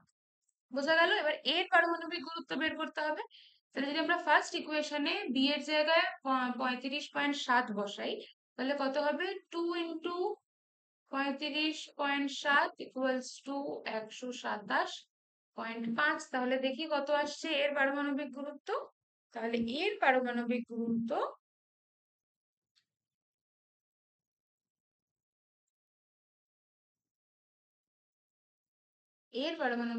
আমাদের কত আসছে, 57.1।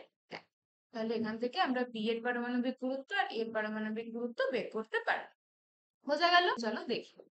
আচ্ছা, এবার প্রথমে আমরা স্ফুটনাঙ্ক করছি। স্ফুটনাঙ্ক মানে কি, ডেল্টা টিভিটা আমরা যদি বের করতে পারি, স্ফুটনাঙ্ক মানে আমাদেরকে কি বের করতে বলেছে, যে এমনি সাধারণ অবস্থায় জলের স্ফুটনাঙ্ক কত হয়, 100°C। তাহলে এখন আমাদেরকে বের করতে হবে যে জলের যে 100° থেকে গ্লুকোজ মেশানোর ফলে জলের আমাদের টেম্পারেচারটা বেড়ে গিয়ে নতুন স্ফুটনাঙ্কটা কত হয়েছে। ডেল্টা টিভি ইকুয়ালস টু আমরা কি জানি, কেবি ইন্টু এম, তাই তো? আচ্ছা, এবার কেবির ভ্যালু কত দেওয়া আছে, 0.51, এমটা আমাদেরকে বের করতে, 1.8 গ্রাম গ্লুকোজ আছে, গ্লুকোজের আণবিক গুরুত্ব কত, 180। জল কতটা আছে, 100 গ্রাম। কিন্তু মোলালিটি যখন আমরা বের করি, আমরা কি করি, কেজি দিয়ে সেটাকে ভাগ করব। তাহলে আমরা কি করব, এটাকে 100 গ্রামটাকে কেজি করার জন্য 1000 দিয়ে ভাগ করব। বোঝা গেল? তাহলে আমাদের ডেল্টা টিবির ভ্যালু কত বেরোবে, এটা হবে হচ্ছে এখানে 0.512 ইন্টু কি হবে 1.8 বাই 180 ইন্টু 1000 বাই 100, তাই তো?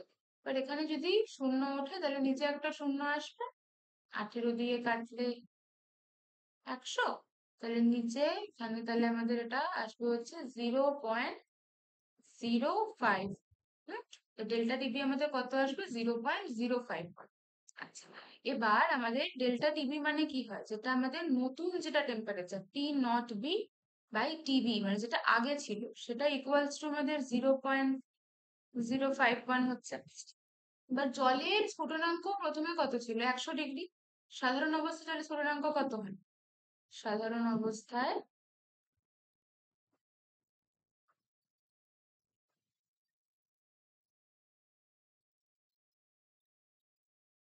জলের স্ফুটনাঙ্ক 100°C। তার মানে কি, 100°C মানে 373 কেলভিন। তাহলে যদি আমরা টি নট বি বের করতে চাই, তাহলে এটা কত হবে, 0.051 প্লাস 373। তাহলে টি নট বিটা আমাদের কত হবে, 373.05, তাই তো? কেলভিন, এটা কিসে আসছে, এই মানটা আমাদের আসছে কেলভিন।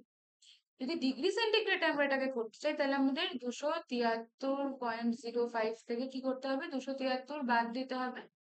তাহলে এটা কত আসবে ডিগ্রি সেন্টিগ্রেডে, তাহলে আমাদের আনসার কত আসবে, 100 0.05 ডিগ্রি সেন্টিগ্রেড। তাহলে এটা আমাদের কি, এটা হচ্ছে জলের স্ফুটনাঙ্ক। বোঝা গেল? আর আমাদেরকে কি বের করতে হবে? হিমাঙ্ক। হিমাঙ্কটা মানে delta TF equals to KF into M. KF এর ভ্যালু কত দেওয়া আছে? 1.86। কেএফ এর ভ্যালু দেওয়া আছে 1.86। ওকে, আচ্ছা। আর মোলালিটি আমাদের আছে হলো 1.8 বাই 180 ইন্টু 1000 বাই 100। তাহলে এখান থেকে আমরা এটা কত পাচ্ছি? 0.186। ঠিক আছে, তাহলে 0.186 আমরা পাচ্ছি। আর সাধারণ অবস্থায় জল তোমার কোন টেম্পারেচারে হচ্ছে, আর জলের হিমাঙ্কটা কত হয়? 0 ডিগ্রি সেন্টিগ্রেড। 0 ডিগ্রি সেন্টিগ্রেড মানে 273 কেলভিন। তাহলে সাধারণ অবস্থায় জলের কি 0 ডিগ্রি সেন্টিগ্রেড হচ্ছে, আর এখানে আমাদের ডিফারেন্সটা কত বেরোচ্ছে? 0.186। মানে 0.186, 0 ডিগ্রি সেন্টিগ্রেড থেকে 0.186 কমে যাবে। তার মানে আমাদের হিমাঙ্ক কত হবে? 0 মাইনাস 0.186। 0 মাইনাস 0.186 মানে মাইনাস 0.186 ডিগ্রি সেন্টিগ্রেড। বোঝা গেল অঙ্কটা? আমাদের স্ফুটনাঙ্ক কত আছে? 100.05 ডিগ্রি।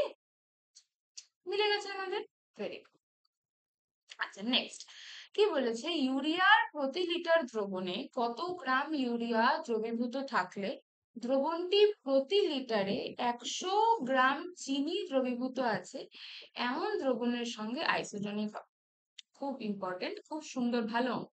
চিনির আণবিক গুরুত্ব দেওয়া আছে। আচ্ছা, আমাদেরকে কি বলেছে যে আণবিক আইসোটনিক হবে, মানে আমাদের এখানে তোমার অসমোটিক প্রেসারের গল্প আসছে। আমি ধরলাম যে যদি ইউরিয়ার দ্রবণের আমাদের একদম মানে তোমার প্রেসারটা যদি পাই 1 হয়, তাহলে এখানে আমাদেরকে কি বলেছে? প্রতি লিটার দ্রবণে কত গ্রাম ইউরিয়া দ্রবীভূত থাকলে দ্রবণটি প্রতি লিটারে 100 গ্রাম চিনি দ্রবীভূত আছে এমন দ্রবণের সাথে আইসোটনিক হবে। আইসোটনিক হবে। আচ্ছা, তো আমরা ধরে নিলাম যে কত গ্রাম হচ্ছে আমাদের ইউরিয়া আছে, দ্রবীভূত আছে, সেটা হচ্ছে আমরা ধরে নিলাম ডব্লিউ গ্রাম। কতটা আছে ধরে নিলাম? ডব্লিউ গ্রাম ধরে নিলাম। আচ্ছা, এবার ডব্লিউ গ্রাম যদি আমাদের ইউরিয়া হচ্ছে দ্রবীভূত থাকে, তাহলে আচ্ছা না, ঠিক আছে, আমরা এভাবে না করে আমরা ধরে নিই যে তাহলে আমাদের ইউরিয়ার মানে অসমোটিক প্রেসার কত হবে? এম আর টি। এটা কার জন্য? ইউরিয়ার জন্য, তাই তো? আচ্ছা, এবার চিনির জন্য, এটা হচ্ছে চিনির জন্য, এটা কার? চিনির।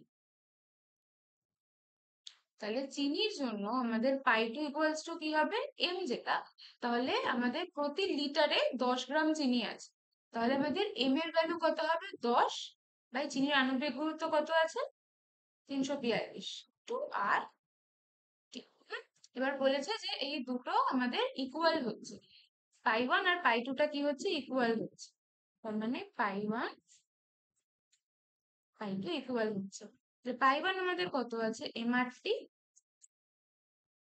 পাই2 কত আছে? 10/342 আর তাহলে 8 কেটে গেল। তাহলে আমাদের এখানে এম এর ভ্যালু কত আসছে?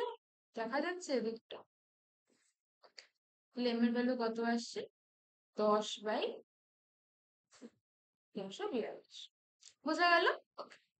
আচ্ছা, এবার আমাদের বলেছে যে কত গ্রাম, তাই না? কত গ্রাম হচ্ছে দ্রবীভূত আছে। এবার আমরা ধরলাম যে যদি ডব্লিউ গ্রাম ইউরিয়া, ঠিক আছে, ডব্লিউ গ্রাম ইউরিয়া থাকে, ইউরিয়ার আণবিক গুরুত্ব কত? ইউরিয়ার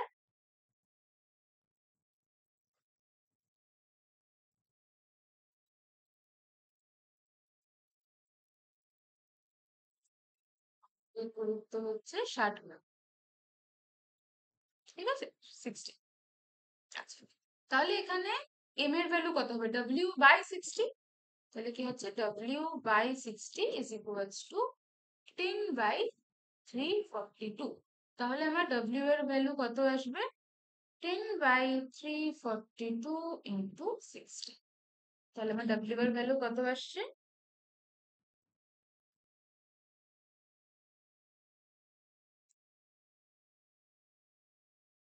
1.754।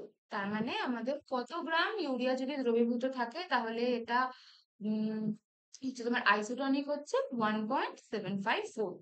বোঝা গেল? নেক্সট কি বলছে, এ যৌগের একটি লঘু জলীয় দ্রবণে প্রতি লিটারে যদি 0.12 গ্রাম এ দ্রবীভূত থাকে, আর বি এর একটা লঘু দ্রবণে যদি প্রতি লিটারে 0.18 গ্রাম বি দ্রবীভূত থাকে, এদের অভিস্রবণ চাপ, এর অভিস্রবণ চাপ হচ্ছে বি এর দ্বিগুণ। তাহলে এ আর বি এর আণবিক ওজনের অনুপাত নির্ণয় করো। ইজি অঙ্ক। আচ্ছা, দেখো এর জন্য দেখি। ঠিক আছে, এর জন্য তাহলে কি বলেছে যে আমাদের অভিস্রবণ চাপ বলেছে, তাই না? তাহলে এর জন্য আমরা এটাকে ধরলাম পাই 1। তাহলে এমটা বের করতে হবে। প্রতি লিটারে বলেছে 0.12 গ্রাম এ দ্রবীভূত আছে। তাহলে আমি ধরলাম যে 0.12 গ্রাম তো এ আছে, আর এখানে মানে M A R M B বলেছে, তাহলে আমরা এটার যে তোমার আণবিক গুরুত্বটাকে এম এ ধরলাম ইন্টু আর টি। আর বি এর জন্য পাই 2টা আমার তাহলে কত হবে, যদি আমি ওটার আণবিক গুরুত্বটাকে এম বি ধরি, তাহলে এটা হবে হচ্ছে 0.18 বাই এম বি আর টি। ঠিক আছে। আচ্ছা, এবার আমাদের কি বলে দিয়েছে যে এর অভিস্রবণ চাপ বি এর দ্বিগুণ। এর অভিস্রবণ চাপ বি এর দ্বিগুণ। এর অভিস্রবণ চাপ আমরা ধরেছি পাই 1, আর বি এরটা ধরেছি আমরা পাই 2। বলেছে এরটা বি এর দ্বিগুণ, মানে পাই 1 ইকুয়ালস টু 2/2, তাই না? এবার এই অবস্থায় আমাদেরকে বের করতে বলেছে হচ্ছে এ আর বি এর আণবিক ওজনের অনুপাত। তাহলে যদি আমরা এর আণবিক ওজনের অনুপাত বের করি, তাহলে এটার কত পাই 1, কত পাই 2। ঠিক আছে, এবার পাই 1 এর মান কত আমাদের 0.12 by M A, 0.12 by M A. আর পাই 2 এর কত 0.18 বাই এমবি। তাহলে এবার আমরা কি জানি যে আমাদের পাই 1, যেটা পাই 1টা কত 2/2। তাহলে আমরা লিখলাম 2/2 by pi 2 equals to 0.12 by M A into M B by 0.18 RT. আর আরটি আরটি কেটে গেল, এখানেও পাই 2 কেটে গেল। তাহলে আমরা ফ্রেশ করে যদি লিখি, আমরা কি পাবো এম বি বাই এম এ। এটাকে যদি আমরা এদিকে পাঠিয়ে দিই তাহলে কি কি হবে 0.18 ইন্টু 2 বাই 0.12। এটা এ এ হয়ে লিখেছি ভুল করে, এটা এ এ না, এটা হচ্ছে এম এ। তাহলে আমরা দেখি যে এম বি বাই এম এ, তাহলে কত আসছে দেখি 0.18 ইন্টু 2 ডিভাইডেড বাই 0.12। তাহলে এটা আসছে হলো 3। M B by M A হচ্ছে 3, মানে M A by M B কত আসবে 1/3। মানে এখান থেকে আমরা কি লিখতে পারি যে M A is to M B কত হবে 1:2। বোঝা গেল? নেক্সট, কেবিআর এর একটি জলীয় দ্রবণের গাঢ়ত্ব যদি 0.5 মোলার হয়, তাহলে উক্ত দ্রবণে 80% কেবিআর আয়নিত হলে ভ্যান টফ ফ্যাক্টরের মান বের। Van ToF factor, van ToF factor মানে কোনটা আই। ঠিক আছে, এবার বলে দিয়েছে কি যে 80% কেবিআর আয়নিত হলো, মানে তো আমাদের আলফা আসবে এখানে, তাই না? তাহলে আমরা কি জানি যে যখন আমরা তোমার ব্যান্ড অফ ফ্যাক্টর করেছিলাম, আমরা আলফার মান দেখেছিলাম। আলফা মানে কি, যতটা পরিমাণ আছে সেখান থেকে কতটা হচ্ছে বিশ্লেষিত হতে পারছে। তাহলে আমাদের আলফার মান কি হয় আমরা জানি, I-1 বাই N-1। ঠিক আছে, এটা আমরা জানি। আচ্ছা, এনটা কি আমার টোটাল যেটা আয়নের সংখ্যা হচ্ছে, তাই না? তাহলে কেবিআরটা আমার বিশ্লেষিত হয়ে কি হবে কে প্লাস প্লাস বি আর মাইনাস। তাহলে আমার আয়নের সংখ্যা, আমার এন এর সংখ্যা কত হচ্ছে? কে প্লাস এর জন্য একটা, বি আর মাইনাসের জন্য একটা। এন এর ভ্যালু আমার, ঠিক আছে, ওকে। এবার যদি আমার এক 80% বলেছে কেবিআর আয়নিত হচ্ছে, এবার যদি আমার একটা থাকে, তাই না, যদি আমার একটা কেবিআর থাকে, সেখান থেকে আমাকে দেখতে হবে যে তাহলে কটা আয়নিত হচ্ছে। তাহলে যদি আমার একটি কেবিআর থাকে, তবে 80% আয়নিত হলে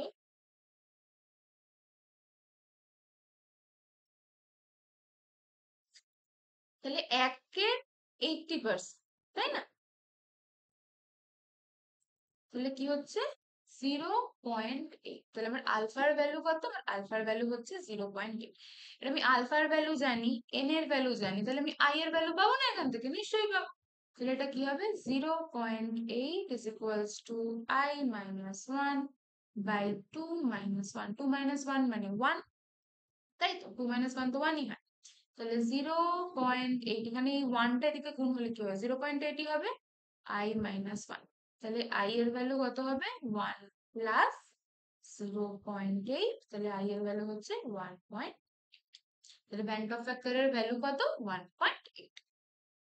নেক্সট, একটি নির্দিষ্ট উষ্ণতায়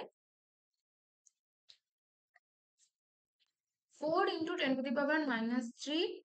মোলার Na2SO4 এর জলীয় দ্রবণ আর 10⁻² মোল ইউরিয়ার জলীয় দ্রবণের সাথে আইসোটনিক, তাহলে Na2SO4 এর আয়নায়ন মাত্রা বের করি। আয়নায়ন মাত্রা মানে কি? আলফাটা। তাহলে আলফা বের করতে গেলে আমার কি কি লাগবে? আলফা বের করতে গেলে আমার আই লাগবে আর এন লাগবে। তাহলে Na2SO4 যদি আমি বলি, তাহলে Na2SO4 যদি ভাঙে, তাহলে Na2SO4 কি হিসাবে ভাঙে? 2Na plus plus SO4 2 minus. তাহলে আমার n এর ভ্যালু এখান থেকে কত বেরোচ্ছে? 3 বেরোচ্ছে। আচ্ছা, এবার এখান থেকে তাহলে আমার পাই এর ভ্যালুটা কি বলছে? যে নির্দিষ্ট উষ্ণতায় 4 × 10⁻³ মোলার, মানে আমার m এর ভ্যালুটা দেওয়া আছে 4 × 10⁻³। আচ্ছা, আমাকে i এর ভ্যালুটা বের করতে হবে। তাহলে pi is equals to I M R T. তাহলে i এর ভ্যালু আমি জানি না, m এর ভ্যালু হচ্ছে আমার 4 × 10⁻³ ঠিক আছে। আর আর আমাদের গ্যাস কনস্ট্যান্ট, আর এর ভ্যালু যদি এখানে আমরা তোমার অ্যাটমসফেরিক প্রেসারে নিই, তাহলে এটা কত হবে? 0.821, ঠিক আছে।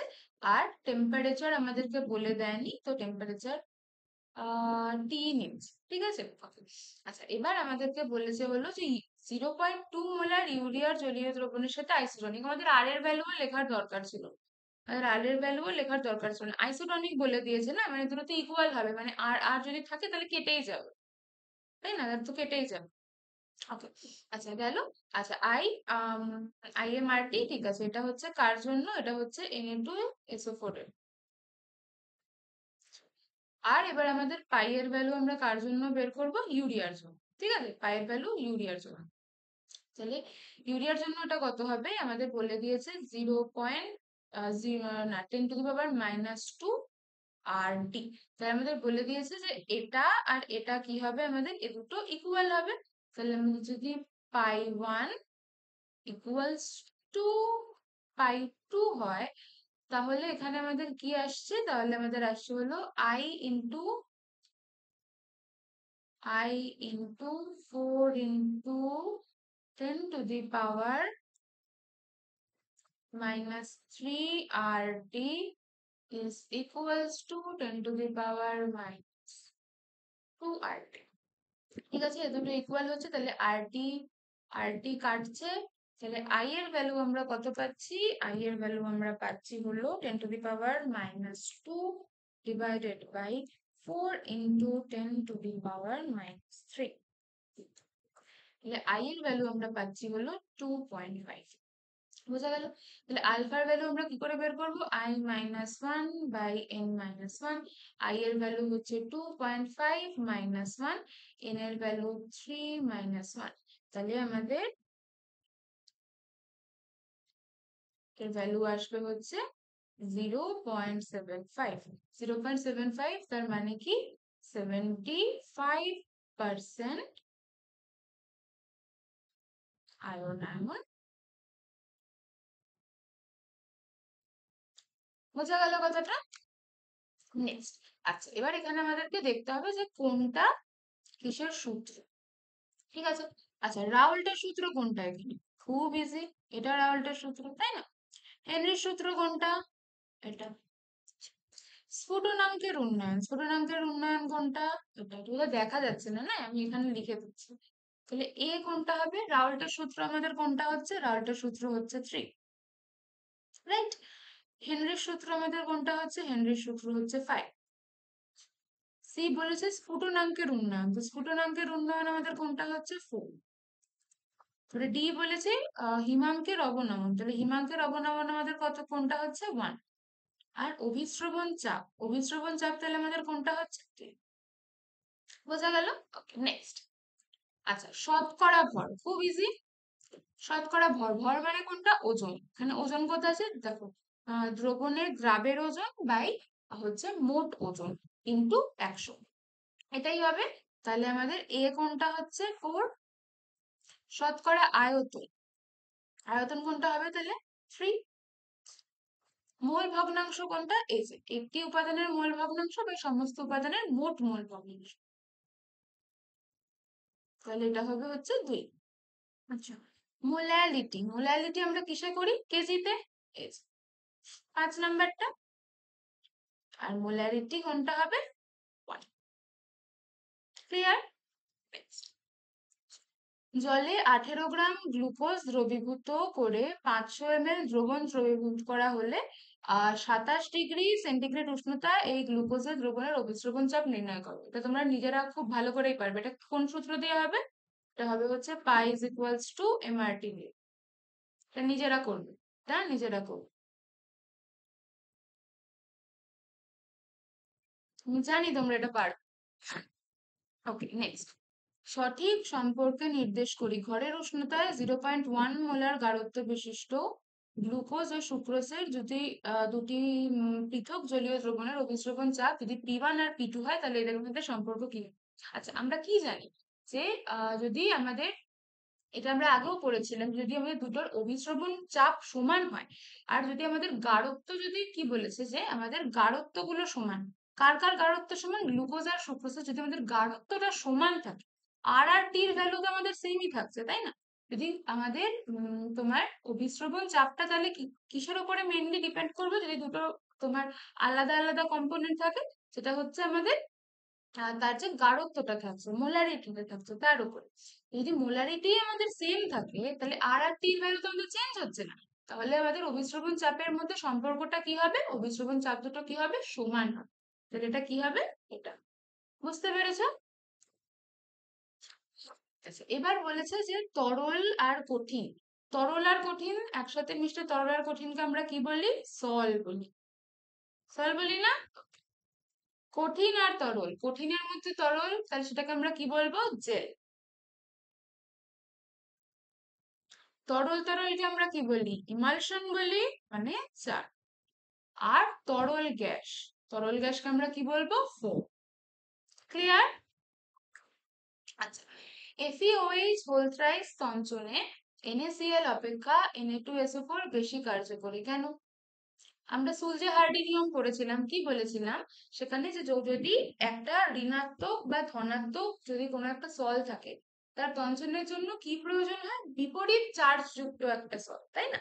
তো বিপরীত চার্জ যুক্ত যে সলটা আমরা নেব, সেখানে যেই সলটার চার্জ, মানে যদি ধনাত্মক সল আমরা তার তঞ্চন করতে চাই, তাহলে কোন বস্তুটা আমরা নেব? যার ঋণাত্মক চার্জটা বেশি। এই ধনাত্মক বস্তুর তঞ্চন করতে চাই আমরা, তো যেই বস্তুর ঋণাত্মক চার্জ যত বেশি, তার তঞ্চন তত ভালো। আমরা কি জানি যে তোমার FeOH হোল থ্রাইস যেটা, এটা একটা কি ধনাত্মক সল্ট, পজিটিভ সল্ট, তাই না? আচ্ছা, NaCl যদি ভাঙে তাহলে কি হয়? Na প্লাস Cl, আর যখন Na2SO4 ভাঙছে তখন কি হচ্ছে? 2Na plus plus SO4 2 minus. এক্ষেত্রে চার্জটা কি তৈরি হচ্ছে? Cl মাইনাস, কিন্তু এক্ষেত্রে কি তৈরি হচ্ছে? SO4 2 minus. তার মানে কি এটার ঋণাত্মক চার্জটা বেশি, এটার ঋণাত্মক চার্জটা বেশি, সেজন্য Na2SO4 বেশি কার্যকরী কার অপেক্ষা? NaCl। বোঝা গেল কথাটা? তাহলে এটাই হচ্ছে আমাদের আনসার। ওকে, নেক্সট কি বলেছে? H2S3 সলের একটি নির্দিষ্ট পরিমাণকে তঞ্চিত করতে প্রদত্ত তড়িৎ বিশ্লেষ্যগুলির মধ্যে কোনটি সবচেয়ে কম পরিমাণে প্রয়োজন হয়? কোনটি সবচেয়ে কম পরিমাণে প্রয়োজন হয়? H2S3 কি? H2S3 একটা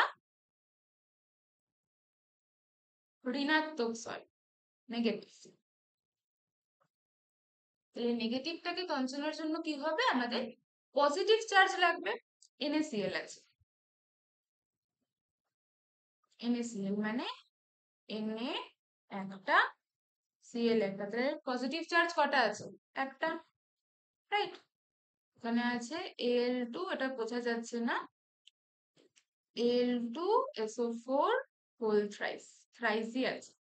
তাহলে এটা Al2SO4 হোল থ্রাইস যদি হয় তাহলে এটা কি হবে? Al3 plus plus SO4 2 minus. তাহলে এখানে আমাদের পজিটিভ চার্জ কি আছে? 3 প্লাস, এখানে আছে আমাদের 1 প্লাস, এখানে আছে 3 প্লাস।